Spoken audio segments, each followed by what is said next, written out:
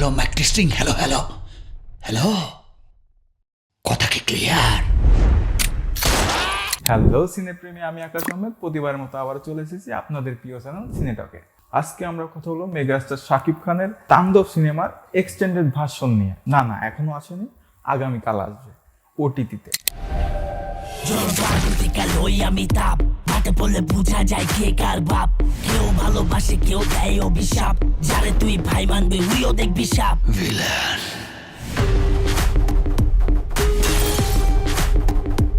আমি চাই প্রত্যেকটা অন্যায়ের বিচার হোক, প্রত্যেকটা অবিচারের বিচার হোক।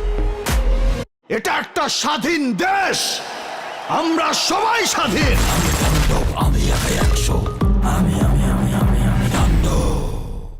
মেকারদের পক্ষ থেকে এই সিদ্ধান্তটা নেওয়া হয়েছে।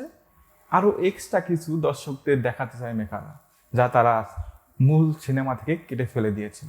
কি এমন থাকতে পারে যা তারা মুভি থেকে কেটে ফেলে দিয়েছিল? ওগুলোই দেখাবে দর্শকদের ওটিটিতে।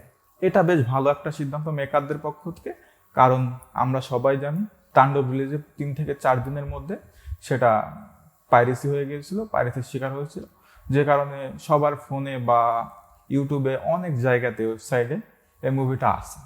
তো দর্শক কেন ওটিটি থেকে দেখবে? সেই জন্য মেকারদের পক্ষ থেকে বলা হয়েছে তারা এক্সটেন্ডেড ভার্সন দিচ্ছে, যেটা কারোর কাছে নেই, শুধুমাত্র তাদের কাছেই আছে।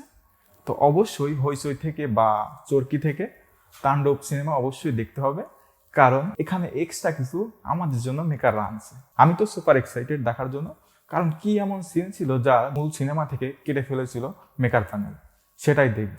আর অবশ্যই সেটা নিয়ে আপনাদের সাথে আমার মতামত শেয়ার করব। চাইলে আপনারাও দেখতে পারেন ওটিটি থেকে। আর হ্যাঁ, অবশ্যই আমার চ্যানেলটাকে সাবস্ক্রাইব করবেন।